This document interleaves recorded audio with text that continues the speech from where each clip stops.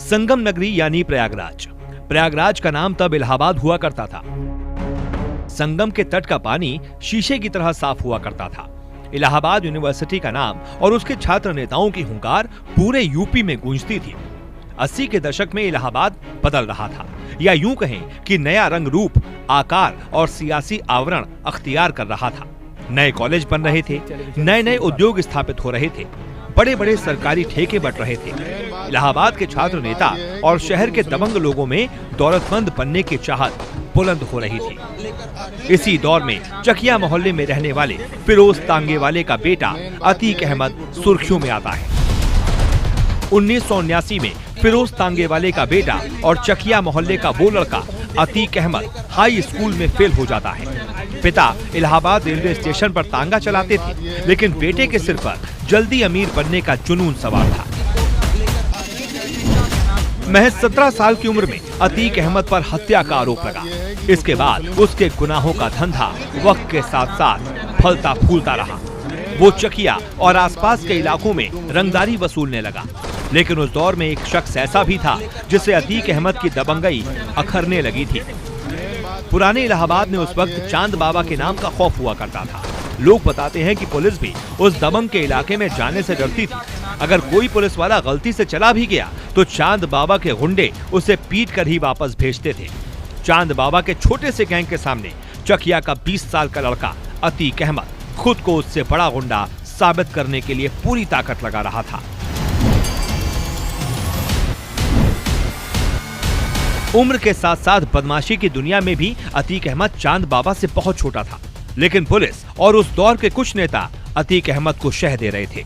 वो चांद बाबा के खौफ को खत्म करने के लिए लोहे को लोहे से काटने की कोशिश कर रहे थे। स्थानीय पुलिस, नेता और बदमाशों के इसी कॉकटेल के दम पर अतीक अहमद गुनाहों का हमसाया बनता चला गया।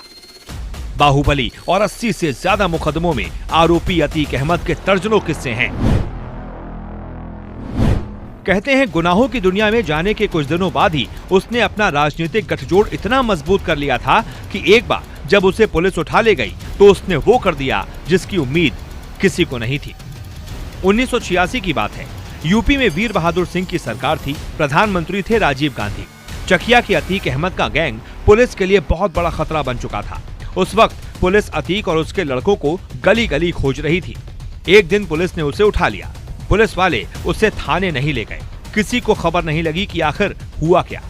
सबने समझा अब अतीक का काम तमाम हो चुका है। लेकिन तभी दिल्ली से एक फोन आया। बताया जाता है कि वो फोन एक सांसद का था जो तत्कालीन प्रधानमंत्री राजीव गांधी के बेहद करीबी थे। दिल्ली से फोन आया लखनऊ, लखनऊ से फोन किया गया इलाहाबाद और पुलिस को अतीक अहमद को छोड़ना पड़ गया। पुलिस और नेताओं को यह एहसास भी नहीं था कि अतीक सिर्फ चांद बाबा के लिए नहीं बल्कि आगे चलकर कानून के लिए भी बड़ी चुनौती और सियासत के लिए बड़ा सिरदर्द बनने वाला था। अतीक अहमद और चांद बाबा में कई बार गैंग वॉर हो चुका था। दोनों ने चुनाव लड़ा। अतीक विधायक बन गया और चांद बाबा हार गए। 1989 में चुनाव जीतने के कुछ ही महीनों बाद चांद बाबा की हत्या कर दी गई। बीच चौराहे, फरे बाजार, ये सिर्फ प्रयागराज के पुराने गैंगस्टर की हत्या नहीं थी बल्कि नए गैंगस्टर के बाहुबल का खूनी उदय भी था। कहते हैं पुलिस की शह पाकर अतीक अहमद ने एक एक करके चांद बाबा का पूरा गैंग खत्म कर दिया। उसकी हत्या के बाद अतीक का खौफ इस कदर फैला कि लोग इलाहाबाद पश्चिम सीट से विधायक का टिकट लेने की हिम्मत तक नहीं कर पाते थे। इसी वजह से 1991 और 93 में वो लगातार निर्दलीय चुनाव जीता। इसी बीच समाजवादी पार्टी से उसकी नजदीकियां बढ़ी। 96 में समाजवादी पार्टी ने उसे टिकट दिया और वो चौथी बार विधायक बना। 1999 में उसने अपना दल का हाथ थाम लिया। 2004 में बाहुबली अतीक ने यूपी को हिला देने वाली घटना को अंजाम दिया। 2004 में उसने एक बार फिर समाजवादी पार्टी का दामन थामा और फूलपुर से सांसद का चुनाव जीत गया। उसके सांसद बनने के बाद इलाहाबाद पश्चिम सीट खाली हो गई तो उसने अपने भाई खालिद अजीम उर्फ अशरफ को चुनावी मैदान में उतारा। लेकिन अतीक का भाई बीएसपी के राजू पाल से 4000 वोटों से हार गया। राजू पाल जो कभी बाहुबली अतीक अहमद का ही दाहिना हाथ हुआ करता था। उस समय राजू पर 25 मुकदमे दर्ज थे। राजू पाल के हाथों अपने भाई की हार अतीक को बर्दाश्त नहीं हुई। अक्टूबर 2004 में राजू पाल विधायक बन गया, लेकिन अतीक उसकी जान का सबसे बड़ा दुश्मन बन गया क्योंकि उसने उसके बाहुबल को सबसे बड़ी चुनौती दी थी। नवंबर 2004 यानी विधायक बनने के 2 महीने बाद अतीक अहमद के गैंग ने सरेआम बीएसपी विधायक राजू पाल के साथ वो किया जिसे सुनकर आज भी लोग खौफ से कांप उठते हैं। 25 जनवरी 2005 को राजू पाल के काफिले पर हमला हुआ।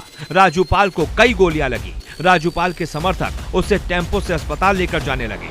अतीक अहमद के शूटर्स को लगा कि राजू अभी जिंदा है। अतीक के शूटर्स ने टेम्पो को घेरकर फायरिंग शुरू कर दी।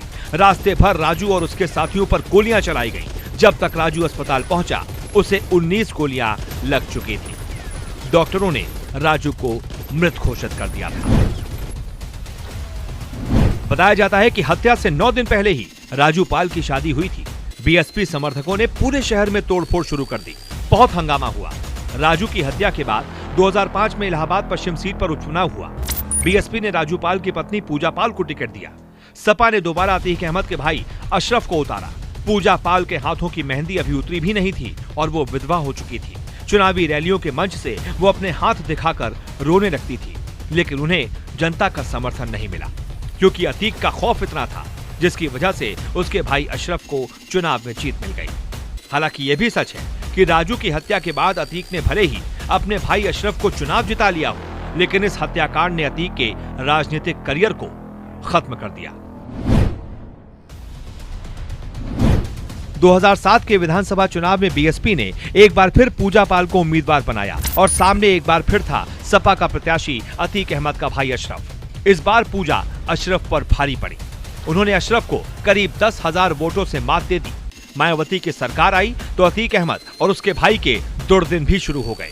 समाजवादी पार्टी ने अतीक अहमद को पार्टी से बाहर कर दिया, लेकिन मायावती सरकार ने अतीक को सबक सिखाना शुरू कर दिया। उसे मोस्ट वांटेड घोषित करते हुए उसके गैंग का पूरा चार्टर तैयार किया। पुलिस रिकॉर्ड में गैंग का नाम दर्ज होते ही 120 लोगों की लिस्ट बनी। अतीक पर 20,000 का इनाम घोषित किया गया। उसकी करोड़ों की संपत्ति सीज कर दी गई, बिल्डिंगें गिरा दी गई। एक सांसद जो इनामी बदमाश था उसे फरार घोषित करके पूरे देश में अलर्ट जारी कर दिया गया। एक दिन दिल्ली पुलिस ने कहा कि हमने अतीक को गिरफ्तार कर लिया है। दिल्ली के पीतमपुरा में एक अपार्टमेंट से दिल्ली पुलिस ने उसे गिरफ्तार कर लिया और यूपी पुलिस को सौंप दिया। उसके बाद अतीक का ठिकाना कभी इस जेल तो कभी उस जेल। साल 2012 में अतीक अहमद के बाहुबल को राजू पाल की पत्नी पूजा पाल ने जिंदगी का सबसे बड़ा झटका दिया। विधानसभा चुनाव लड़ने के लिए अतीक ने अपना दल से पर्चा भरा। इलाहाबाद हाईकोर्ट में बेल की अर्जी दी, लेकिन 10 जजों ने केस की सुनवाई से खुद को अलग कर लिया। 11वें जज सुनवाई के लिए राजी हुए और अतीक को जमानत दे दी। अतीक के पास अब अपने सियासी बाहुबल को बचाने का अंतिम मौका था। वो खुद पूजा पाल के सामने उतरा, लेकिन जीत नहीं पाया। राज्य में समाजवादी पार्टी की सरकार बनी और अतीक फिर से अपनी हनक बनाने की कोशिश में जुट गया। अतीक के भाई अशरफ के घर की 5 बार कुर्की हो चुकी है।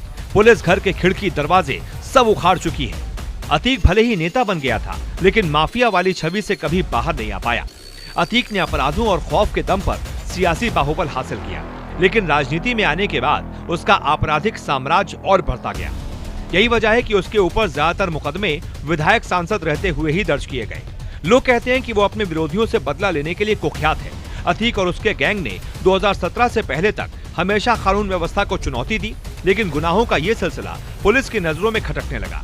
इसी दौर में अतीक एक बहुत बड़ी गलती कर बैठा। 26 दिसंबर 2018 को यूपी की राजधानी लखनऊ में कुछ गुंडों ने एक बिजनेसमैन को किडनैप कर लिया। लखनऊ के पास देवरिया लेकर गए। वो गुंडे अतीक गैंग के थे, जो बिजनेसमैन को सीधे देवरिया जेल लेकर चले गए। वहां प्रॉपर्टी विवाद में उसे पीटा और फिर सादे कागज पर साइन करवाने के बाद पूरी घटना का वीडियो सोशल मीडिया पर वायरल कर दिया। अतीक अहमद ने जेल में बैठकर इतना बड़ा कांड इसलिए करवाया ताकि उसका खौफ बरकरार रहे, लेकिन ये कांड उसकी जिंदगी की सबसे बड़ी भूल साबित हुआ। इस घटना के बाद उसे देवरिया से बरेली सेंट्रल जेल भेजा गया, लेकिन वहां के जेल प्रशासन ने अतीक को रखने से इनकार कर दिया। लोकसभा चुनाव के मद्देनजर उसे कड़ी सुरक्षा में रखने के लिए प्रयागराज की नैनी जेल में शिफ्ट किया गया। देवरिया जेल कांड का मामला सुप्रीम कोर्ट तक पहुंचा। अदालत ने सीबीआई को केस दर्ज कर जांच करने का आदेश दिया। अतीक अहमद और उसके बेटे के अलावा करीब 15 लोगों के खिलाफ मामला दर्ज हुआ। 23 अप्रैल 2019 को सुप्रीम कोर्ट ने यूपी सरकार को आदेश दिया कि अतीक अहमद को यूपी से बाहर शिफ्ट किया जाए। 3 जून 2019 को उसे अहमदाबाद की साबरमती जेल में शिफ्ट कर दिया गया। यूपी की योगी आदित्यनाथ सरकार ने अतीक अहमद के खौफ को बुलडोजर से रौंदने के लिए चौतरफा अभियान चलाया। अतीक और उसके परिवार समेत गैंग के लोगों की अवैध संपत्तियों पर बुलडोजर चलाया। उसकी करीब 70 करोड़ की संपत्तियां कुर्क कर दी गईं। 2016 में मुलायम सिंह यादव के परिवार में राजनीतिक विरासत की खींचतान चल रही थी।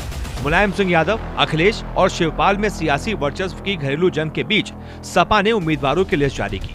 मुलायम चाहते थे कि अतीक अहमद को टिकट मिले। उनकी मर्जी पर अतीक को कानपुर कैंट से विधायक का उम्मीदवार बनाया गया। लेकिन इसी बीच 14 दिसंबर 2016 का एक वीडियो वायरल हो गया। वीडियो में अतीक अहमद और उसके 60 से ज्यादा समर्थकों पर इलाहाबाद के एक कॉलेज में जाकर मारपीट और धमकाने का वीडियो सुर्खियों में आ गया। इतना काफी नहीं था कि 22 दिसंबर को अतीक अहमद 500 गाड़ियों के काफिले के साथ बाहुबल दिखाने के लिए कानपुर पहुंच गया। हमर पर सवार अतीक के काफिले की वजह से कानपुर की कई सड़कें जाम हो गईं। अखिलेश यादव से सवाल पूछे गए तो उन्होंने साफ कर दिया कि पार्टी में अतीक जैसे लोगों के लिए कोई जगह नहीं है। हालांकि 2017 के चुनाव से ठीक पहले उसने अखिलेश यादव को चुनौती देते हुए कहा, कई बार निर्दलीय जीता हूं, टिकट कटता है तो कट जाए, अपना टिकट खुद बना लूंगा। फरवरी 2017 में उसे कोर्ट के आदेश पर गिरफ्तार कर लिया गया। हाई कोर्ट ने सारे मामलों में उसकी जमानत रद्द कर दी और उसे जेल जाना पड़ा।